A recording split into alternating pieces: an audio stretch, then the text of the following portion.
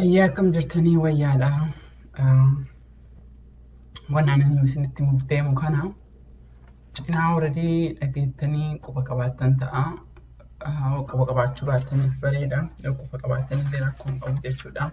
Haaluma irraa hidhamtoota fayyaarraa fi waan tokko deddeemaa jiru isiniif ibsuu barbaadeetiin. Akkuma quba qabdanii Dajaneen fa'aatii, Boonaan fa'aatii, Ariifaatii, Shamsaddiin fa'aa akka jiganii Jawaarillee jigee akka deebi'ee of wallaalee akka deebi'ee quba qabdanii. So bakka kanarratti maaliif isin dhufuu barbaade seetanii sometimes halaala ta'anii waan suuraa argaa hin jirreef, waan sagalee dhagahaa hin jirree fi wanna kana laafatti fudhataa jirra. Hiriira bakka adda addaa qophaa'aa jiruun beekaa. So hiriira boruu irratti maaf golatti hin taane hundi keessanuu hirmaachuu qabdan. Warri kuni otuma Jawaar dubbachuu dadhabee amma warruma isaatii wal dubbisee loltoota isaallee wal dubbisee jedhe dhiiroo. Utuu achitti waliin hidhamne sometimes I think lubbuun fayyaa nama argattee natti fakkaata. So kanaafiyyuu anyway warra biyya alaa jirtaniif, warra keessattuu warra biyya alaa jirtaniif ganamallee kalee galgalallee as baheen dubbadhee ture, boodallee meebiin dubbadhee jedha. Galgala irratti ammoo sagantaa walgeettii qabna akka kaleessan jechuudha. Warroonni kalee ittiin hirmaatin sagantaa kanarratti galgala kootaa itti hirmaadha. Ollaa irra deemaa ollaa.org/hunger strike hojjettanii tempileetii telefoona isin bilbiltan, oofisa isin bilbiltan, akkaataa itti bilbiltan hundarra kennee jirra. Amma ka Yurooppii fi Awustiraaliyaa fi Kanaadaa irratti dalagaa jirra. Hopefully isinillee galgala kana yoo galgala kana dadhabnee ganama kana isinii achirra kenna. Warroonni Awustiraaliyaa fi Yurooppii jirtanii ka Yurooppii xiqqoo argadheen jira. Awustiraaliyaa warra jirtanii lakkoofsa adda addaa kasilaa oofisa qunnamuu qaban. Isintu warra beektan hariiroo yoo qabaattanii lakkoofsan nu erga achi kennee jenna. Because nama hedduutu walga'ii irratti dhufeetiin bakka eessatti bilbilaa eessa na gaafataa jira. Yeroo argadhee waa mara gahaan jirru ammallee kaleera xiqqoo wayyaa qabna. Ammallee baay'eetu nu waafa yaa dhiiroo. Akka dalagaa irratti jechuu kiyya baay'ee xaaraa jirra. Garuu baay'eetu nu waafa. Hanguma beeknu hanguma lubbuun nu wareertee jette.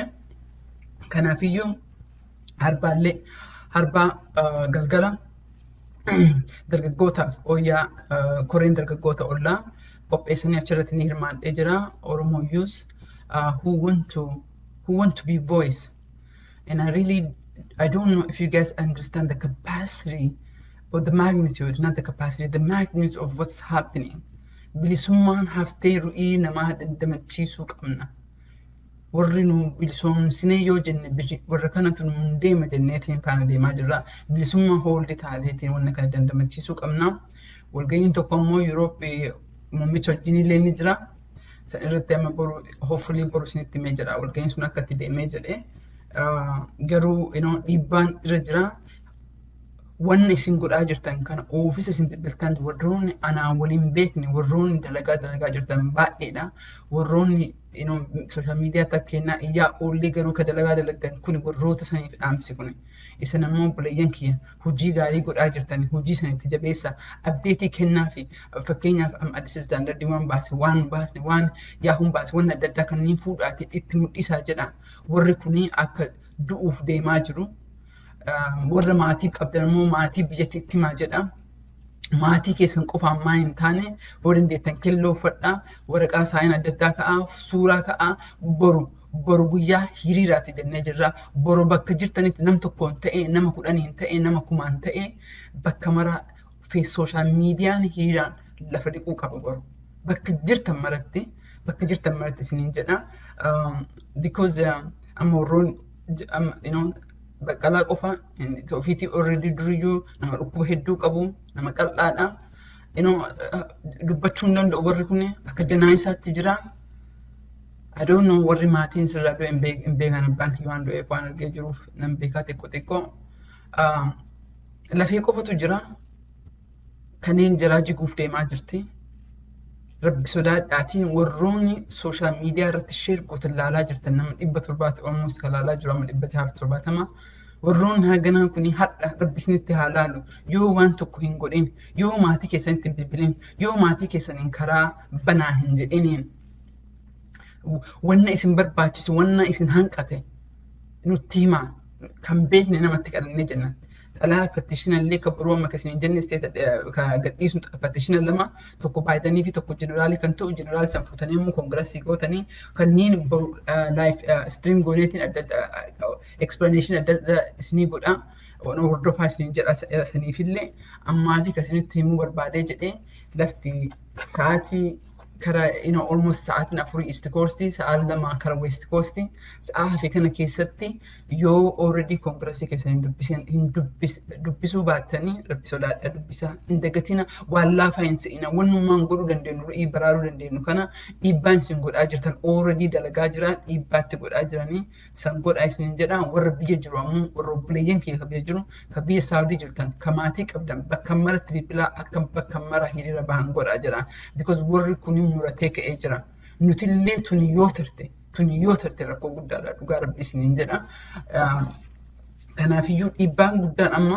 otoo hiriirii karaarra finfinnee irratti bahee jedhe otoo mul'atee jedhe warri dhaaba keessa jirtan dhaabni keessa murtii dideetiin waan gootu wallaatan ofii keessanii akka nam tokkootitti sagalee qabdanii humna qabdanii maatii keessan baasaa yoo dhugummaa oromummaa isinii dhagaamtee jette ofii keessanii bahaa dubbadha namoonni garii kama waldaa dhaaba oromoo keessa ka jirta kan unnamtan atleast shamarree kana unnamte warroonni akkasii suni asteenne hunda qindeessuu hin dandeenyu biyya keessan haala biyya keessaniis aadaa biyya keessanii akkamitti akka waa godhuu dandeetta isintu beekaa kelloo uffadhaa bakka maraati boru ganamarraa jalqabaati bahaa isiniin jennaan because akka manaan jedhanitti haala amtuuwwan biraa jijjiggee jirte kanaanii baay'ee turuu hin danda'u warri kunii.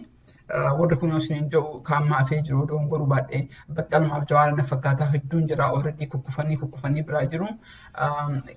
Kaleen jawaarii sukkaara jawaarii guyyaa 2 dura 55 jechuun nama dhibameetiin mana haakimaa qaccee jiru jechuudha nama qaccee jiru. Kadhatanii doktoroonni warri amshuu waan nama asirratti maa jiru anaaf amma haaraa malee isiniifillee haaraa ta'uun dhabaa. Doktoroonni booyaa biraa bahanii because nama du'aa jiru nama ija qofaan silaalu mee ilaalaa jedha nama ija qofaan silaaluu danda'u ana abbaa kiyya ni yaadadhee jedha yeroo dhumaa irratti dubbatuu hin danda'u ija qofaan silaala wanta akka ati boottaa inni si malaalee jedha so nama akkasiitti nama qabsoo nama akkasiitu waan akkasiitu ta'aa jira dhukkubaan otoo hin ta'in qabsoo oromootiif ta'aa jira qabsoo keenyaaf ta'aa jira nuti haa jiraannu isaan du'anii nu haa jiraannuuf godhaa jiran. Isaan du'anii ammoo nu jiraachuu hin dandeenyu maal jettanii sirnurra jiru kana jara ajjeesee nuuf dhufaa jira malee jara ajjeesee jijjiirama ka fiduu miti. Kanaafiyyuu kaan itti deebinaa hardhaaf kadhaan kiyya warra biyya alaa taatanii galgaltii kana walgeettii koominitii sa'aatii 9 sa'aatii ibsanii irratti zuumii linkii argattan natti fakkaataa kalee ergame yoo argachuu baattanii karaa ollaatiin naqunnamuu dandeettanii zuumii argachuu dandeettan isin ergeen jedha itti hirmaadha walgeettiin kun waan biraa otoo hin ta'in kama kalee sanii fi abdeetii akkamitti koongirasii tempileetiin abdeet ta'ee jira telefoonni abdeet ta'ee jira eessaa argattan wanna dalagaa keenya qara yaadatan taate godhaa qofa jenna amma immoo bakka tokko isinii akka isiniif ta'u walitti qaqqabnee kana godhaa kana jedhaa jira jennaa jirra. Kanaafiyyuu please waan sanitti fayyadamaatiin rabbii jedhaatiin paastoroonni kenna I'm pretty sure baqqalaan amantaan isaa musliimaa miti jawaarillee maqamaaf malee karamara jira warra wajji guddannee wal beeknu kanaafuu paastoriin kiyya yaa paastorii yoo namummaan si keessa jiraate amma yoo namummaan si keessa jiraate yoo Oromoon bosona Oromiyaa keessatti duute jette yoo Oromoon Booranaa karaa akkasitti cufee jedhe Finfinnee irraa lafa qabaateetii miti Finfinneetti galee lafa qabaatuufi mitillee yoo du'iitiin ilma namaa si galee bara maraa Oromoon ka duunuu disconnectitu jira jedhe carraan kun yoo kun dabree jedhe irraa haasa'uu yaadan qaba maaliif bara maraa qabsoon kenna qabsoon teena ni oo'itii ni qabbanootiin qabsoon teena jala baanee tokko ima du'aa qabsoon ta'e namoo itti fufte. Maalii fi dhugaatu keessa jira moo hin jiru kan jedhu analaayiz akka ilaalchi kiyyatti haga namni mul'atee haga qoradhee haga dubbisee haga ilaalee jedhutti hanqinummaan dubbii teennaa maali? Bara maraa maalii fi teennatuun galma geettee deebite. Mee amma namni hagana gahu beela guyyaa haganaatiin eenyu keenyatti socho'aa jira. Charchii keenya kamitu gadi bahee iyyaa jira. Masgiida keenya kamitu uummata keenya qabee deemaa ni jira. Yaa sheeka keenya.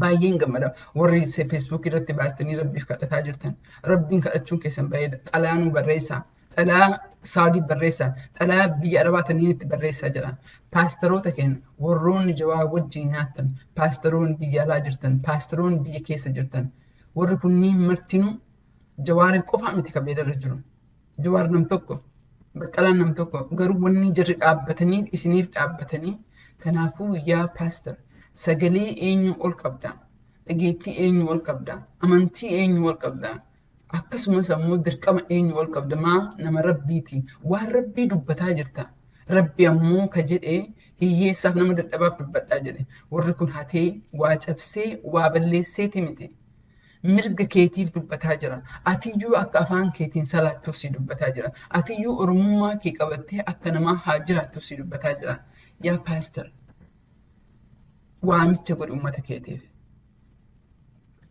Charchii keessatti hiriira bahaa jedha. Uummata kanaan sagalee ta'a. Alatti illee yoo ta'uu baattanii hoo mudhatu baattan xalayaa barreessa. Ichi isin laalaa jirte. Nullee isin laalaa jirra. Maaliif qabsoo keenya bara marayyuu cinaan tokko qofa dubbatee jedha. Maaliif qabsoo keenya bara marayyuu warra sooshaal miidiyaa aktivistii qofatu iyyee jedha. Gaafa aangoon argame aktivistii qofatu aangoo irratti dhufee jira. Warra aktivistii ofiin jennu nama dhibba yoo taane jenne. Ijoollee baaleetu baaleerraa dhufeetiin shawaa keessatti lafa fudhatuu fi lafaaf booyaa jira. No baale keessatti jiraachuu dadhabde because nafxanyoota baaleetti achitti nu cunqursitu jechuudha. Kanaafuu durii deebi'uu hin dandeettu. No matter what akka kaletti buluu hin danda'u no matter what. Kanaafuu ilmaan Oromoo warri PP keessa jirtanillee warri qoostan baay'ee na gaddisiisa.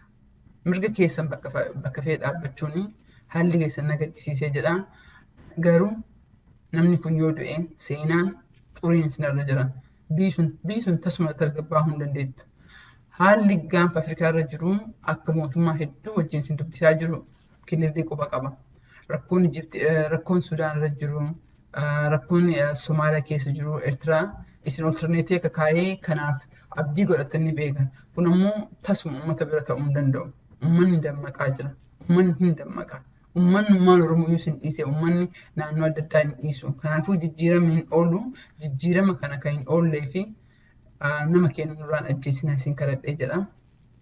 Ammallee kan innis bahee jedhee fi galgala yoo hadha already kongiresii waa katabuu dhabdan walgahii irratti koottaa.